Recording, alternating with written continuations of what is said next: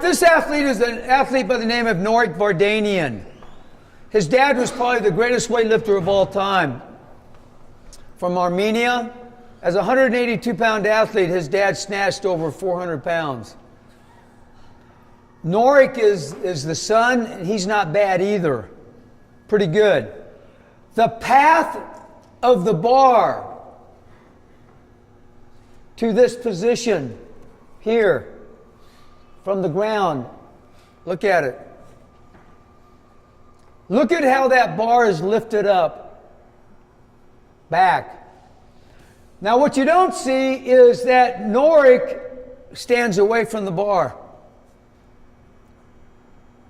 I like that personally, because it really allows me to set myself and to focus on staying what? Back. It focuses, I have to focus on getting to that position. The closer I am to the bar, the more I'm going to rip and grip. Grip and rip. That's what I'm thinking. You know, I want to hurry up and get it. Here, I'm more involved in slow is smooth, smooth is fast. So you look at that path. Now let's go ahead and let's move it up. There's the full lift. Look at the bar over the base of support. Beautiful lift. Look at the path. See how he stays back here? You can see the path. Look how he stays back. Beautiful lift. Now here's another guy. This guy's a strong guy too. He's not bad. His name's Mosier. Mosier's path is more straight than what? Back. But he's still back, right? He's still staying back. It's a different way to get here. He doesn't stretch the hamstrings as much, which will come out later, why that's important. Now here's both of them lifting the bar, coming off the ground. Mosier is closer to the bar. I think Cody, you dress the bar. Aren't you closer to the bar? Cody's closer to the bar. Most of the athletes that I work with, they're back. Not as far back as Vardanian, but they're back, which allows for more of a sweep back, which I try to emphasize. This is where I had Iceland Annie go.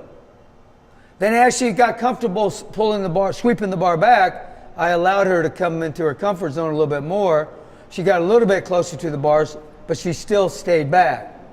That was the key. Otherwise, she was too close to the bar and she wasn't finishing. So she was missing weights that she should have not been missing. But she wasn't finishing, so that's why she was missing them. She was missing them all forward. There's both lifters again. Mosier's still over the base of support. He's okay. This is the key that I found. By overemphasizing staying back. Now this is 1.72 meters per second. That's acceleration on the bar. I'd say that's butt fast. That's really quick, right? But I don't like his start. I like this start. 2.04 meters per second. Why? The hamstrings were stretched hard. He stayed back. And I really like to emphasize that. He is that, and Mosier's about half that, or maybe 3/4. He's not this, but he's not that. And you can see it, 2.04 meters per second. This sport is about positioning and about speed. I have got to get the bar in the right position so that I can gather my speed. It's critical. If you try to pull a barbell up, you will fail when the weight gets you heavy. If you get the bar in the right position so I can use the stretch reflexes, I will not fail. You'll lift the weight that you're capable of lifting, and then you just get yourself stronger so you can keep getting stronger and stronger and stronger. You will not be hampered by not having the bar in the right position. And that's what we're going to work on right now. What we're going to work on is standing with our legs, bringing the bar from the ground to that takeoff position. And the only way we can get it there. In other words, if I came straight up with that bar, look how far that bar would be away from him. So as he stood with his legs, he swept the bar back in towards his shins. And without touching his shins, he continued up until he got to the takeoff position right there. And when the bar got to that takeoff position, the bar will automatically hit pockets. On your handout, you'll notice that I put pockets in there. One of the positions, and we used to be really big on teaching pockets. I'm not as big on teaching it right now because if I stay back here and I accelerate through, I automatically go to where? I automatically go there. Pockets were always for the coach to know where pockets are. But what I found is when I started teaching pockets to everybody, my position of acceleration would be where? At pockets. And then it's too what? It's too late. So I got to have the position of acceleration here. That's the takeoff position. If I'm stayed back, remember my knees automatically rebend. The hips come forward, the knees rebend, and the bar is going to be hitting you somewhere up in this area. That's where it's going to be hitting you. It'll happen if you bring it into this position. What you don't want to do is understand that the hips are going to come here, and then where do they go from here? They go up. They don't continue to go out there. And I have some athletes that do that. Some coaches teach that bang and go, right? If they're ingrained in that, then I have to work around them. I don't try to change them. I work around them, and then I try to teach them elbows high and outside. Otherwise, if they do the horizontal hip, where's the bar going to go? You never know where it's going to. Sometimes it may be out, but if I can get them to keep the elbows high and outside, then we're okay. So there's a lot of ways in here. What we're teaching is a base method that's flexible enough to deal with what? The athlete that you're working with. But you have to work the fundamentals. So what I want you to do is what we're going to work on now is we're going to work on standing with our legs. This is what I teach. I teach bringing my athletes down into this position of takeoff. And from here, I teach them to squat down. This is the terminology I use. This only because I found it works better than anything else. Look at my back angle. Look at where it is. And watch what happens. I'm going to squat down. My back angle stays the same. I'm squatting down. There it is. Now I squat up. And my back angle stays the same. Pretty close for a geezer. The coaching point is I lift the weight off the ground with my legs. I lift the bar off the ground with my legs, not my back. You'll see a lot of athletes that will unload their legs and keep the bar down, and then they'll have to stand up with it, and that means they've lifted with their back. You'll see this a lot of times, standing from the side. An athlete will go around their legs.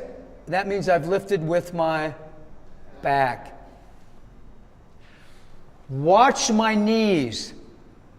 The very first thing that happens when I stand with my legs is that my shins start straightening. My knees go back.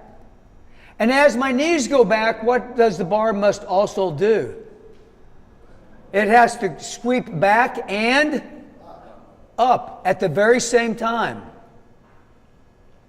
As soon as you stand with your legs, your shins, look, there it is.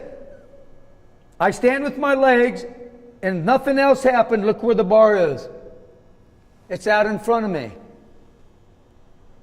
So as I stand with my legs, the bar must also come up and must also be swept back towards my shins. That's why you have that path back of Vardanian.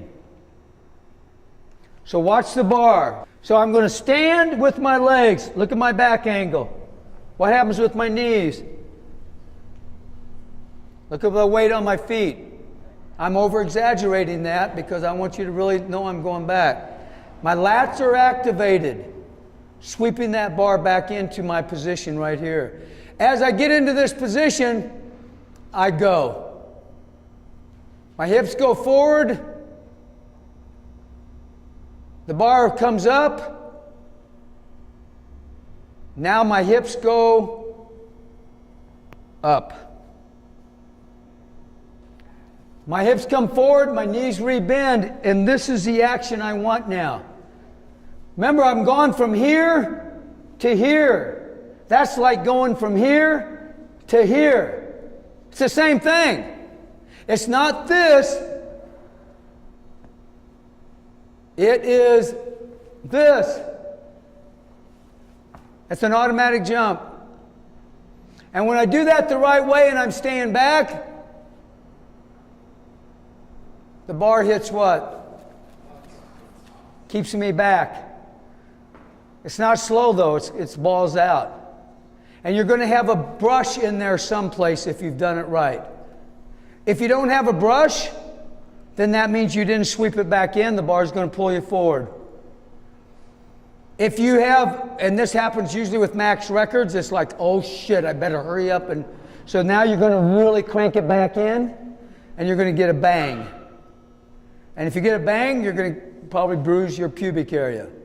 And you're not going to be happy about that. Believe me, it happens to the best of them. I'm not after a bang, I'm after a brush. A brush, a timing, if you will, to get a little kick off there. But the most important thing is getting the bar from the ground to that takeoff area. That's the most important thing.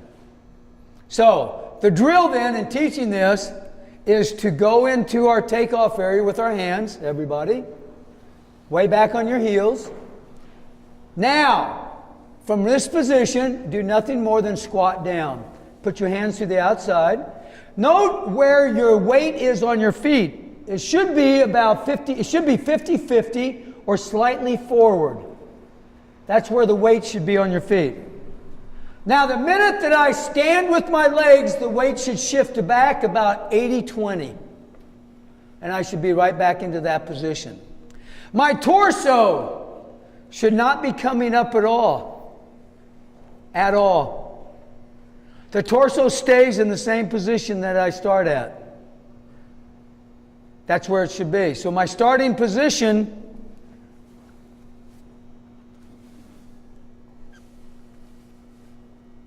is exactly the same. The only thing that I used to get that bar up there was the strength of my legs and my butt. That's why Olympic weightlifters are big squatters.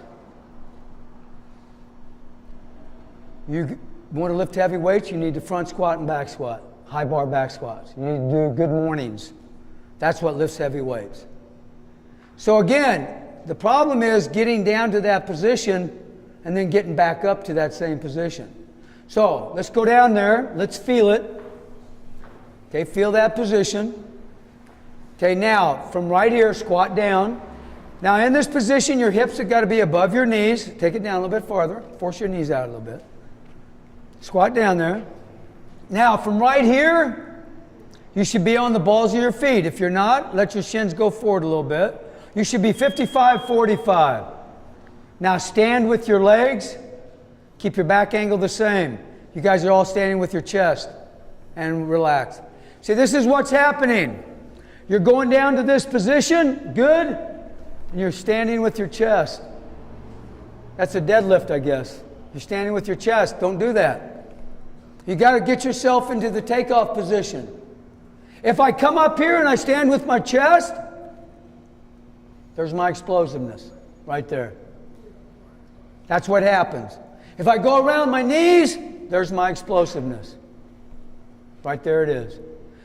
If I unload but can stay back, I can be successful. I don't like it, but it's better than standing with your chest. It's all about positioning, staying over the bar as long as you can. You have got to get to here. You've got to know how to get from here to there.